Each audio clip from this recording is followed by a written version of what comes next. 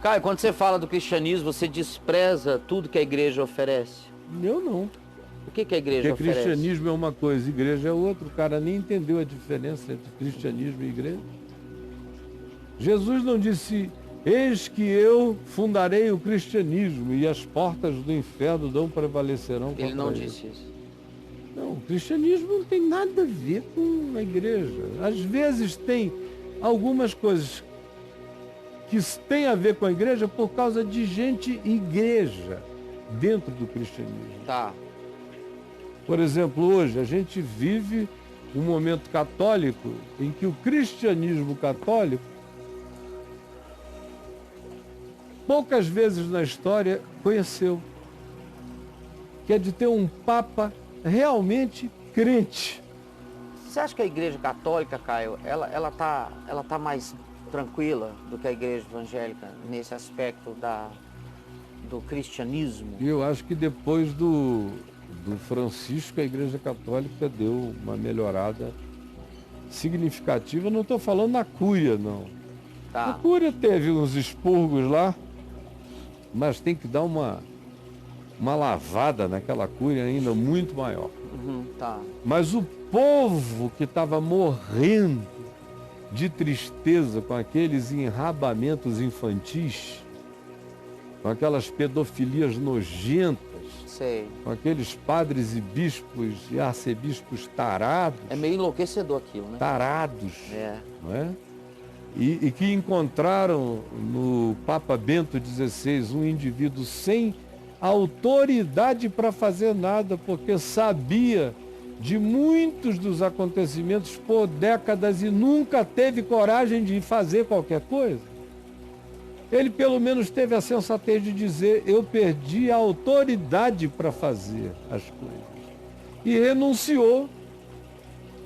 E veio um argentinozinho despretensioso, que eu tenho a impressão que a gente até se conheceu na década de 90, quando eu fui pregar umas 2 vezes naquela região de Buenos Aires e Rosário e outros lugares só para pastores e padres e bispos argentinos. E preguei numa delas uma semana sobre as 7 igrejas do Apocalipse, cada dia numa. E estavam todas as autoridades católicas, bispos e arcebispos e tudo mais.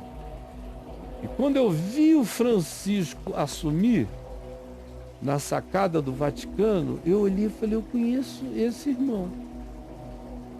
Quer dizer, já fazia 15 anos, 19 anos que eu não o via, mas eu olhei e falei, eu conheço esse irmão, ele estava lá quando eu pregava.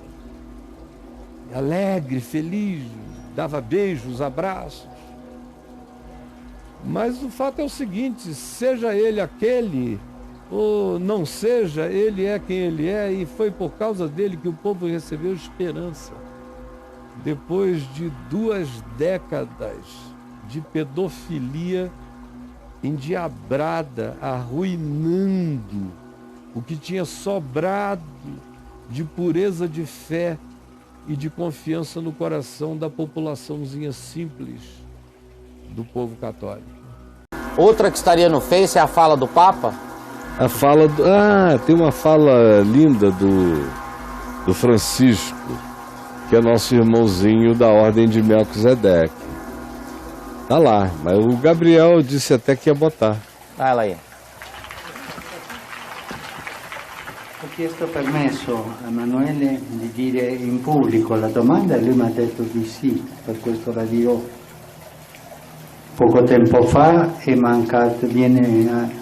venuto a mancare mio papà.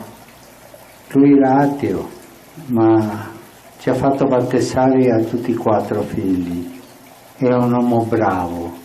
È in cielo papà?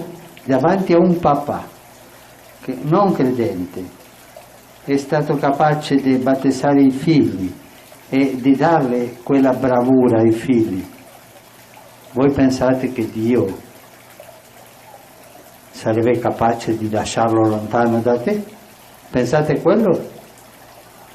Ma forte, con coraggio. Ecco Emanuele, questa è la risposta. O Papa é um homem da ordem de Melquisedeque. Ele está totalmente desintonizado com a teologia católica tradicional, conservadora, dos bispos e dos cardeais.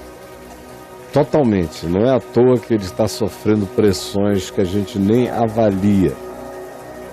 Por muitas coisas que tem feito, inclusive por declarações como essa, que relativiza a Igreja Católica, o sacramento católico, no sentido de que se eles foram batizados, o pai era ateu e nem batizado era, mas batizou os filhos.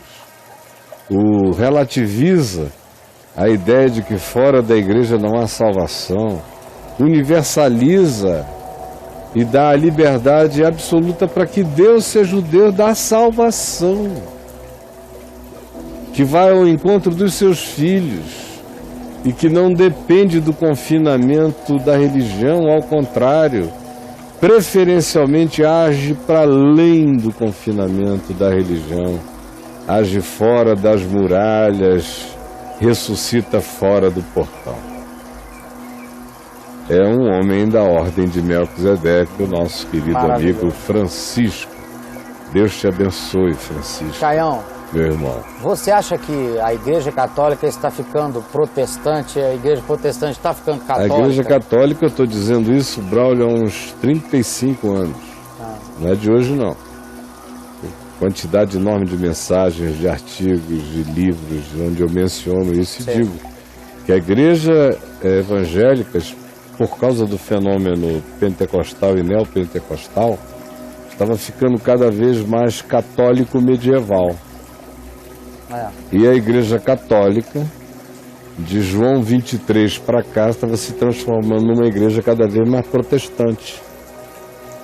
E com o Papa Francisco, ela botou o pé no protestantismo essencial. Não no protestantismo de Lutero, mas num protestantismo de fenômeno, andando na direção da simplicidade do Evangelho. Sim. É o que vem acontecendo, como nunca antes, na história da Igreja Católica, patrocinada pela liberdade simples, pelo amor de leigo, porque o que o Papa Francisco manifesta é um amor de leigo, uma simplicidade leiga. Olha só. E é isso que está sendo de um choque, de uma desconstrução enorme. Deus abençoe a você, irmão Bergoglio. Deus te guarde. Maravilhoso, maravilhoso. Com relação às idolatrias católicas, a maioria dos padres católicos lidam com aquela idolatria toda apenas como cultura, como folk religion. Eu não vou citar o nome dos padres, porque são figuras. Tem aí para todo lado, gente legal, importante, gente da cúria. O próprio Papa Francisco, ele lida com os santos e santas da Igreja Católica como uma tradição, fazendo lá uma curadoria dessa história, mas para ele é folk religion. Quando ele se ajoelha para orar, é com Jesus que ele fala. E o pensamento que orienta a vida dele é esse evangelho que eu prego aqui. Se eu e o Francisco teríamos tudo para ser grandes amigos. Se eu fosse um sacerdote católico metido em algum fórum especial da igreja que tivesse reuniões do Vaticano, a gente ia acabar ficando íntimos, eu e ele. Porque eu sei no que ele crê. Eu tenho amigos pastores na Argentina que foram amigos de oração dele, amigos de estudo bíblico, amigos de café da manhã, que sabem como ele é e no que ele crê. Ele só está fazendo... De um lado, ele faz a gestão do Vaticano. O Vaticano é um grande museu, é um grande Louvre da religião. É um Louvre da religião. A maioria dos templos católicos são museus são museus da arte católica, cheia daquilo ali. O povo é que vai, beija o pé do santo, para lá, para cá, faz oração, mas a maioria dos padres que tem algum conhecimento teológico já passaram dessa há muitos anos e creem só em Jesus e no Evangelho. Agora, é ordem deles não desconstruírem a crença das pessoas, porque o que eles dizem é eles não vão entender, são anos e anos e anos. Mas para quem tem mais proximidade, mais intimidade, mais amizade, mais maturidade, eles contam a história toda, vão contando como é. E tem muita gente que vai entendendo e vai se convertendo de verdade. Eu estimulo alguém aí, vai para a Igreja Católica, meu filho. Não, assim como eu não digo vai para a Igreja Evangélica, eu não digo vá para a Igreja Católica, eu digo deixa Jesus entrar no teu coração, deixa o Evangelho crescer em ti. O santuário de Deus é você. Deixa a palavra botar raízes em você. E aí você vai ver que você pode entrar e sair de qualquer lugar, porque nenhum deles tem importância.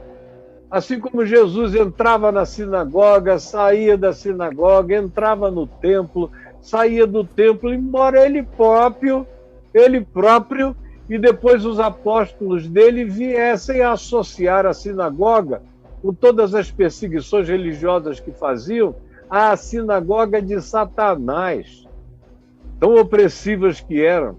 E o templo, vieram a dizer que era um lugar onde ofereciam sacrifícios a demônios, porque eram demônios que o ofereciam, diz Paulo aos Coríntios. E Jesus, indagado sobre o templo, disse: não vai ficar pedra sobre pedra que não seja derrubada, e isso não faz falta para nada. Então, o Francisco é um curador do Vaticano, que é um grande Estado-museu da história católica, com suas ramificações em toda a Terra, mas ele é um cara que, se vocês o vissem sentado aqui no jardim de casa, sem ninguém, só nós conversando, vocês iam ficar escandalizados de ver a nossa intimidade teológica, de pensamento, de discernimento. Vocês iriam ficar chocados e, como eu disse, eu não estou supondo, eu sei que é assim. Sei que é assim. E pega esse teu recorte, esse recorte de hoje, dessa tua pergunta, manda para o teu pastor. E diz para ele que eu teria muita alegria e prazer em conhecê-lo. Seria para mim uma grande honra se ele viesse ao Papo de Graça e contasse aqui para mim quais foram as razões que o levaram a ir para a Igreja Católica. E eu faria mais ainda, se adiante ele quisesse. Eu gostaria de fazer uma live com ele, com um ex-pastor presbiteriano que se tornou católico, não sei se tornou sacerdote, ele não diz aí, provavelmente seja só membro da Igreja Católica. Gostaria de conversar com ele. É uma coisa rara no Brasil, mas que está ficando comum nos Estados Unidos. Por isso que você disse essa moda americana. Não é moda, não. É por causa dos modos dos evangélicos, que está uma coisa intragável. Até demônio está se retirando por dizer essa casta é mais forte do que a minha. Tem demônio saindo. Cara. Tem demônio dizendo: meu Deus, essa casta não sai nem com jejum, nem com oração. A casta desses crentes não dá nem para eu entrar, porque já está lotado. O demônio está desistindo da parada. O demônio está desistindo de entrar na igreja dos crentes, porque está lotada, está ocupada de Beelzebus lá dentro. A concorrência está brava, porque demônio... Pior ainda. Demônio quer coisa fácil, não está querendo fazer muito esforço, né, Caio? Então, assim, a competição é muito alta lá, né? Ainda mais esses demôniozinhos de igreja que saem assim, você bate o pé, sai daí, sai todo mundo, porque a maioria está só na sugestão. Demônio de igreja. Demônio de igreja está dizendo, não estou entrando aí, não está dando muito trabalho, eles não vão nem me perceber mais. É. Mas e aí?